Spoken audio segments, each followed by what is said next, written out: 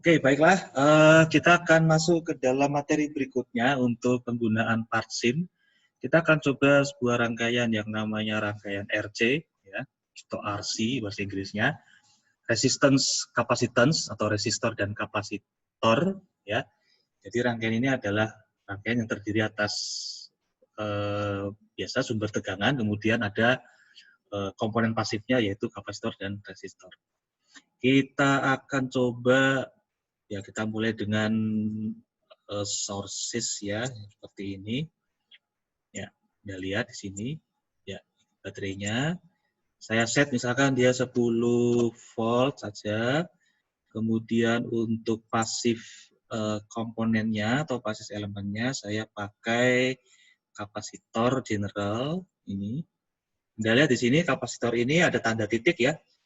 Ini berarti dia menandakan bahwa kaki yang ada dekat dengan tanda titik ini adalah kaki yang positif, ya. Jadi yang kaki yang lainnya adalah kaki negatif. Gitu. Jadi kalau dalam kondisi realnya, kalau Anda beli kapasitor di pasaran gitu, ya, itu nanti ada tandanya mana yang kaki positif, mana kaki yang negatif. Kemudian kita pasang lagi satu resistor seperti ini. Kita rotate, ya. Kok begini, rotate. Sudah. Seperti ini, ya. Jadi saya arahkan bagian positif dari resistornya supaya terkoneksi dengan bagian positif dari baterainya. Lalu saya pakai ground-nya, ini adalah sebuah syarat, harus pakai ground, ya. Di sini dia harus pakai ground. Nah, kemudian saya sambungkan semua elemennya dalam dalam rangkaian seri, ya. Itu. Ini adalah. Nah, oke. Sudah seperti ini bentuk rangkaiannya, ini rangkaian seri. Kemudian untuk kapasitornya saya set nilainya sekitar mungkin 100 mikrofarad. Kalau untuk membuat mikrofarad kita pakai UF, ya. Lalu kemudian kalau untuk rangkaian penyimpan energi seperti kapasitor dan induktor itu biasanya mereka punya yang namanya initial condition. Nah, initial condition kalau di kapasitor berarti tegangan awal, ya. Jadi maksudnya kalau kita menggunakan, karena kapasitor itu adalah penyimpan energi dalam bentuk tegangan, maka biasanya dia punya yang namanya tegangan awal, ya, initial condition. Untuk percobaan ini kita gunakan saja 0 volt dulu aja. Jadi kalau 0 di sini berarti dia voltage-nya atau tegangannya 0. Kemudian untuk untuk resistornya kita buat 1 kilo ohm, nggak apa-apa. Tegangannya 10 volt. Lalu kemudian kita akan coba mengukur tegangan yang lewat di kapasitor. Ya, kita lihat, kalau Anda dekatkan kursor ini ke bagian yang tersambung dengan kutub positif, maka kita akan sambungan ini akan menjadi hijau, ya. Nah, berarti kita akan mengukur tegangannya. Kalau simbolnya probe-nya seperti ini runcing gitu, berarti dia adalah pengukur tegangan. Jadi bayangkan aja disambungkan ke dalam voltmeter gitu, ya. Lalu berikutnya kita akan ukur lagi arus yang lewat di kapasitor. Nah, jadi Anda lihat di sini, sekarang kita punya 2 parameter atau 2 variabel yang akan kita ukur. Pertama adalah tegangan yang masuk ke dalam kapasitor, itu tegangan di sini, posisi di sini, kemudian arus yang lewat kapasitor. Nah, kemudian kita run, kita setting dulu beberapa parameter. DC bias sebenarnya nggak terlalu perlu, ya. Biasanya kalau kita pakai DC bias itu untuk kasus-kasus transistor, tapi nggak apa-apa, dicentang juga tidak pengaruh. Kemudian DC sweep, ya, ini untuk mengeset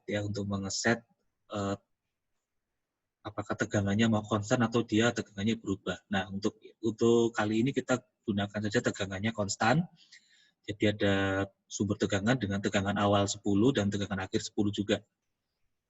Lalu itu DC sweep, kemudian transient responnya kita lihat.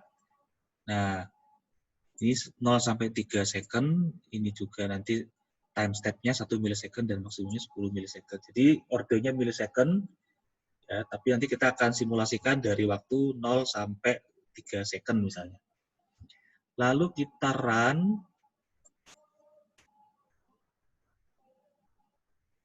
Ya, nanti kita akan mendapatkan hasil seperti ini. Nah, ini apa? Ya, Anda lihat di sini bahwa di legend-nya ini, untuk kurva yang berwarna biru muda itu adalah tegangan dari kapasitor, ya, tegangan kapasitor. Di sini adalah yang hitamnya adalah arus yang lewat kapasitor. Ya.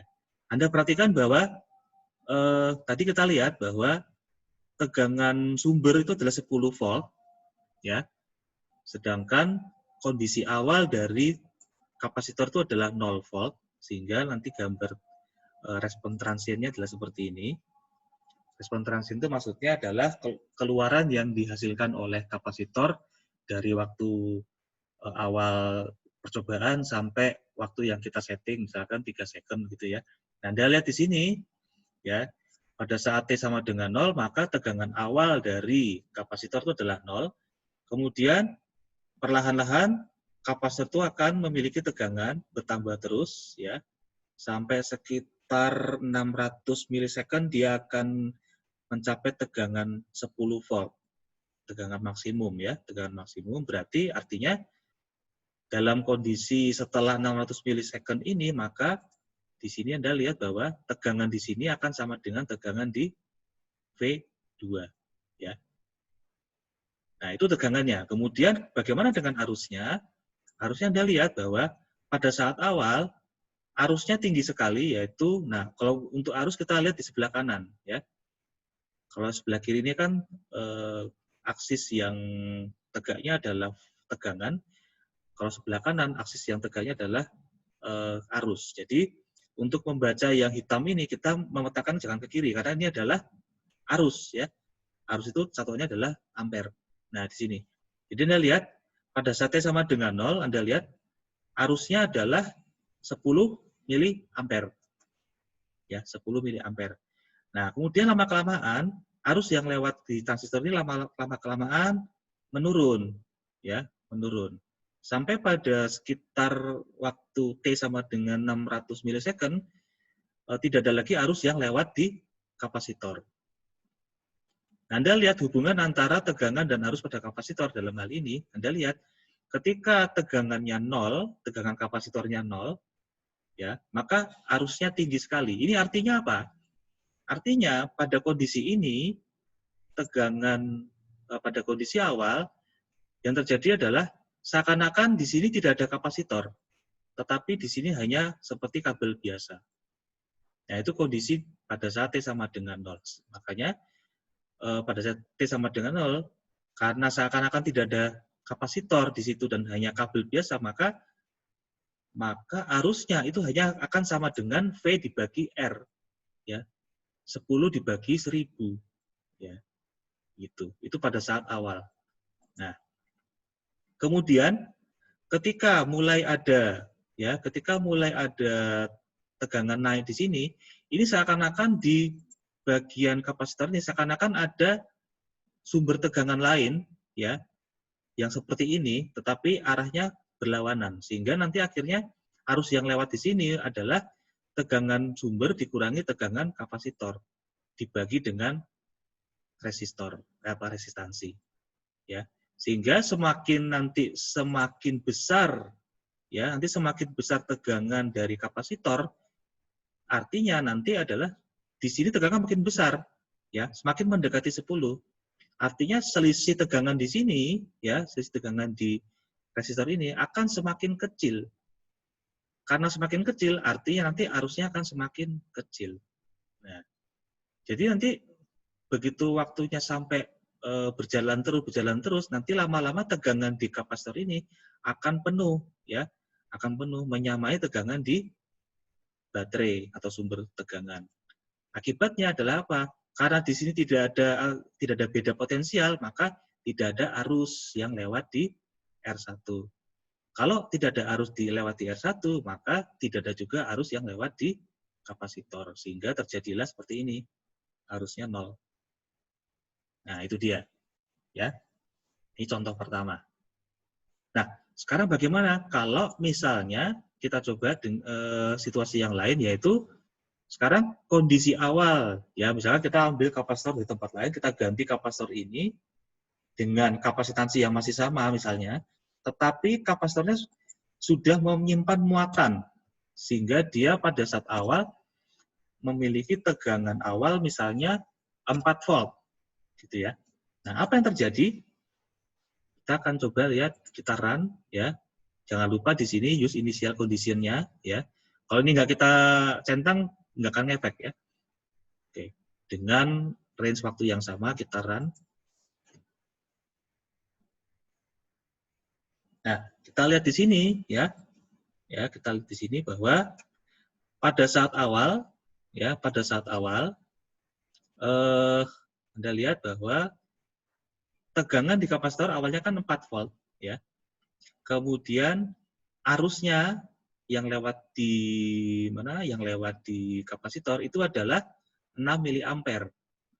Kalau tadi pada percobaan pertama itu arus awalnya adalah 10 miliampere.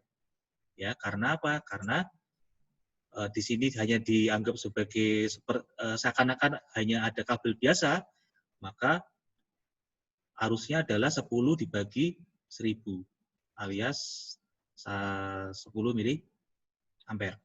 Nah, sekarang kondisinya adalah berbeda. Sekarang kapasitornya punya tegangan awal 4 volt. Artinya di sini sudah ada tegangan 4 volt. Seperti ada baterai dengan tegangan 4 volt. Artinya arus yang lewat di sini bukan lagi 10 dibagi 1000, tetapi 10 dikurangi 4 volt, jadi 6 volt ya, dibagi 1000, jadi 6 miliampere. Makanya di sini terjadilah 6 miliampere ya, Anda lihat di sini. Ini 6 miliampere. Oke, yang ini, yang hitam.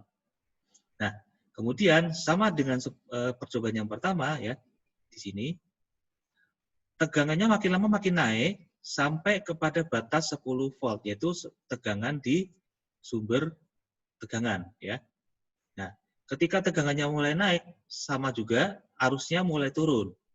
Karena di sini berkurang, di sini tetap 10, tapi di sini bertambah terus. Sehingga selisih tegangan di resistor itu akan semakin kecil. Sehingga kita akan mendapati bahwa arusnya akan lebih kecil dan akhirnya seperti ini, 0 ampere. Ya, seperti ini. Oke. Nah, itu adalah satu contoh perilaku dari kapasitor. Ya.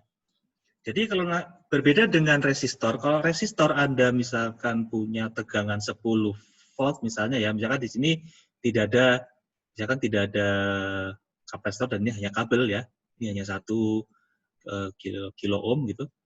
Kalau misalkan hanya resistor ya, ini ya tegangan Anda pasang 10 volt, langsung dia mendadak dia menjadi 10 volt, mengikuti sekali dengan mengikuti besarnya tegangan di baterai. Gitu. Tetapi kalau ada kapasitor, tegangannya tidak serta-merta 10 volt, tetapi dia ada prosesnya seperti ini. Nah, ini ada prosesnya. Ya, eksponensial prosesnya ya, seperti ini. Nah, itu karakteristik rangkaian RC di sumber tegangan DC. Ya, mungkin untuk kali ini materi kita sampai situ. Nanti untuk sumber tegangan yang AC kita akan sambung di video yang lain.